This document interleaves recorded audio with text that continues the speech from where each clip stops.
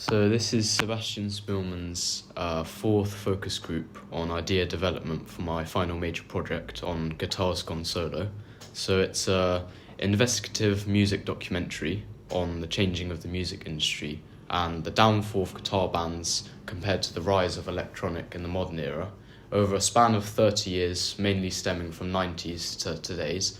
So I'm here with Plam at the London School of Journalism in Twickenham, and I thought I'd speak to you about my idea. So I've give you a brief outline of my idea. I was just interested in what are some factors and reasons you think the music industry has changed so much since the 90s, and why guitar bands, for example, and guitar music has taken such a fall. Yeah, so I feel like the need for the raw instruments has dropped by quite a bit. So then in the early sort of 2000s sort of period of time, we saw bands like Daft Punk really, putting electronica on the map. And then when it comes to hip hop, all different genres, the rise of digital audio workfaces like Ableton's or FL Studios, so Fruity Loops, the rise of those sort of platforms. And then there's also GarageBand as well that you can literally use from your phone. Yeah. The ease of digital audio workfaces as such has essentially means that the need to go and get the actual instrument itself has dropped by quite a bit.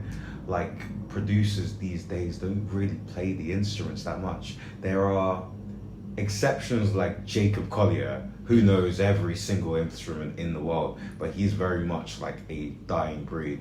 The modern day producer is somebody like Kanye. Well, as much as Kanye is a controversial figure, producing wise, him, Timbaland, and Dre to a lesser extent, because Dre's obviously musically fantastic, but Kanye and Timbaland, I think they really pushed that sort of narrative, and Jay Dilla as well. He's another one, which completely opened the view of music, crossing a number of genres to other forms of making the beats, the instrumentals.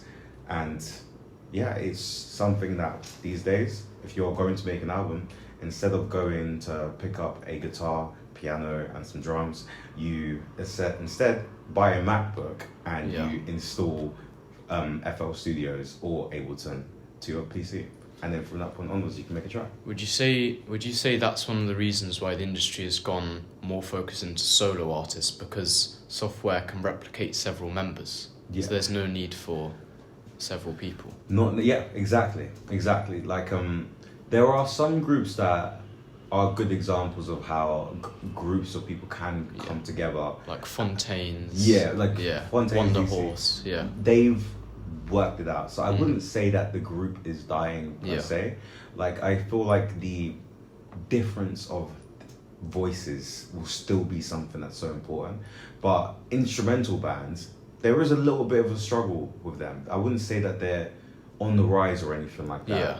I think it's starting to plateau because, for example, but soloists like Pink Pantheress, she'll have on her beats, they're quite a cool vibe, to be fair. She'll just have one producer that's able to cover loads of different instruments just through this one door. So I wouldn't necessarily say no, but I think there's a link between the two for sure. And then another factor I was looking at, so specifically right now I'm looking at what I'm going to research in the research section of my project. So I'm looking at culture change from the 90s to modern era.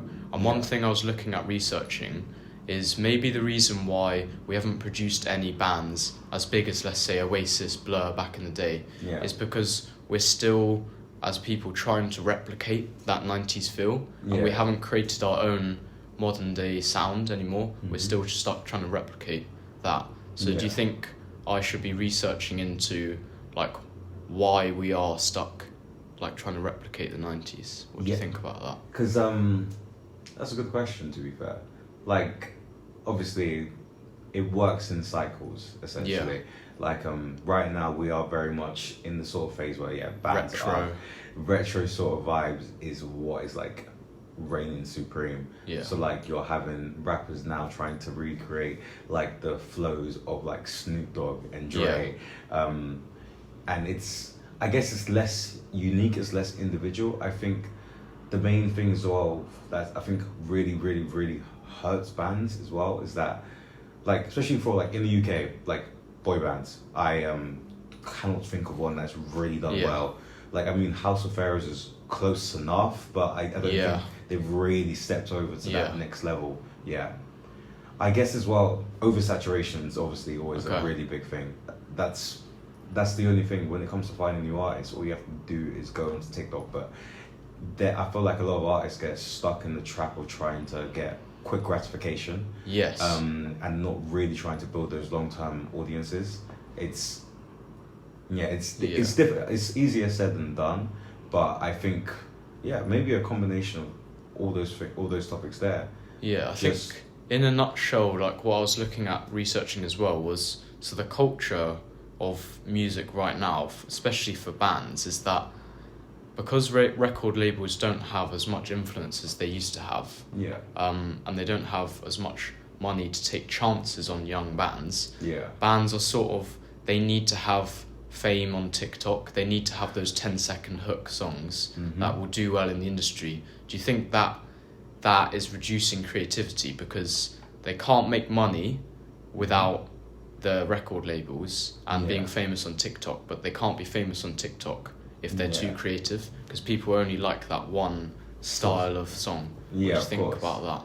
It's a vicious circle, really. Such a vicious circle. It's so difficult to break out of it. I think, in my opinion, the best like route forward is always very much just try and make music that is, true to you and actually is genuine. Like, in terms of those quick, hooky sort of songs that are, just buzzword in the chorus or in the hook, to essentially get views very quickly. It's really, really hard to sustain that. I guess I might be thinking of this in a little bit of an idealistic sort of way or manner, but I do believe that eventually, if you put in the time and you make music that is true to you, your authenticity will like almost reign supreme, I guess. Yeah. And that's probably the best way to give yourself the best chance of succeeding. It's not saying I just go all into music and like quit your day job or anything like that. Yeah. It's not wise. Especially not with the state of the music industry at the moment. Yeah. But I think we do get too many people trying to draw in large hordes of number without authenticity. I think with authenticity, I think there could be a lot of change in the industry. And do you think maybe, just a quick note on lack of creativity, sort of the culture nowadays is people more want to go out to like a club with a DJ and get their quick video on their phones, put on their social media. Do you think social media's had a massive impact? Because I'm also looking at how when these bands that are up and coming now, obviously nowhere near as huge as they used to be, they're using them 10-second clips on TikTok with those hooks. So do you think social media also has had a massive effect on lack of creativity? Like, because it's like one of those ones where, like, proper gigs are not on They're the not way as up. big, not nearly as big. Like, 20, 30 years ago, like, if the likes of, like, to be fair, Oasis are going to completely sell out the place. It's going to be, but that's such a rare. Again, that's back to the 90s, bringing it back to the modern day. Yeah, of course. But then you're finding artists that are like Spotify streams wise, like, I don't know, A Boogie with the Hoodie or someone like that. He's got like Spotify streams a ridiculous amount. But if he really announced a show at O2 Academy Brixton tomorrow, he is not selling that out. He'll probably struggle to sell it out. Like, it's. And does that link to like modern day cost of living? Do you think it's just too expensive for people to go out and see a band? They'd rather go to a club, feel like they're doing the right thing, not taking a chance, sort of thing. Because I guess prices have been like very crazy recently. Obviously, there was that Ticketmaster dynamic. Pricing situation. That was not cool. I guess as well, there's the cost of living is always a big factor you always got to get back to. I guess it is expensive to go to, especially like the Eras tour. Oh my gosh, Yes. the tickets for that were Yeah. insane. Yeah. Obviously, tickets for the Oasis show was like Yeah. started at 160 and Yeah. then just Yeah. ballooned upwards. Yeah. So, yeah, no, cost of living Yeah. can definitely look at that as a reason for why things have gone the way that it has as well. And that's something you think I should be researching for my... Yeah, like because as well, if there is something as well that you can, like, you know, the Cool Britannia sort of era, Yeah.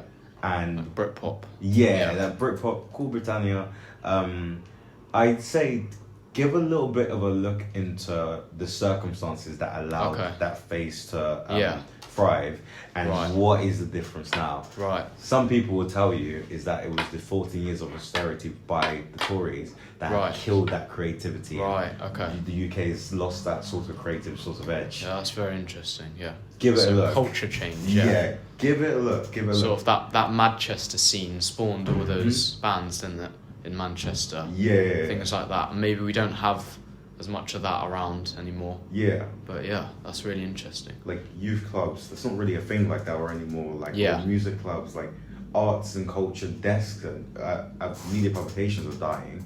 The music industry is dying itself as well. So options and routes into the industry for young people are on the way down. Yeah. Just see if there's a link between those years of austerity and what has happened with music scene.